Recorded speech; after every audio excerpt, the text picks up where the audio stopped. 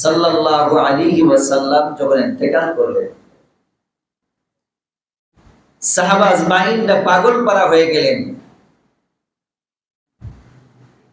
তার মধ্যে হযরত ওমর রাদিয়াল্লাহু তাআলা আনহু খবর শুনে যখন আসলেন,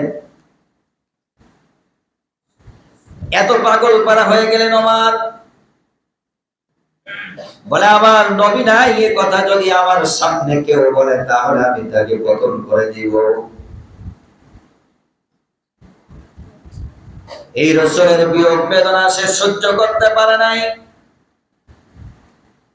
যখন অনেক কথা বলেছে আমার নবী নাই রাসূল নাই এই কথা যদি বলে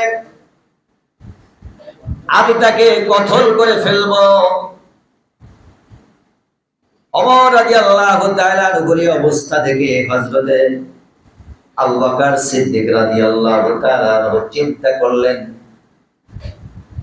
এই মুহূর্তে যদি ওমর যে কথা বলেছে এই কথার উপরে যদি ইস্তেকামত থেকে যায়, নবীর কোন উম্মতকে সাহাবীকে যদি সে কতল করে ফেলায় তাহলে উপায় কি? কারণ আবু বকরের ভালো জানা ছিল একজন মুসলমান আর একজন ইহুদি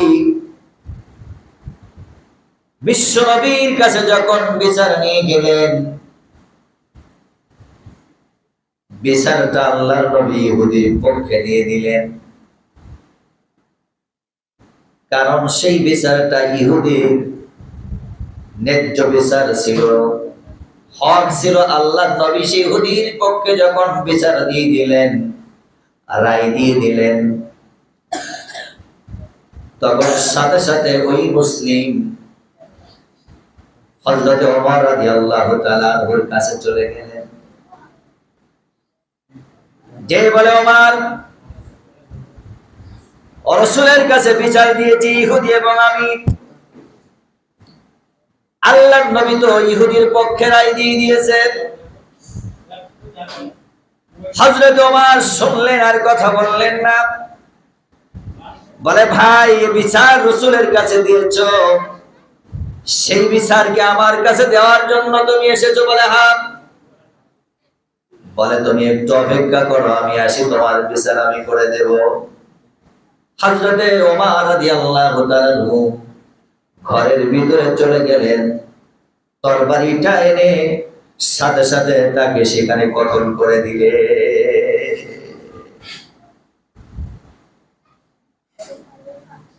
এই খবর যখন মানুষের মাঝে পৌঁছায় গেল,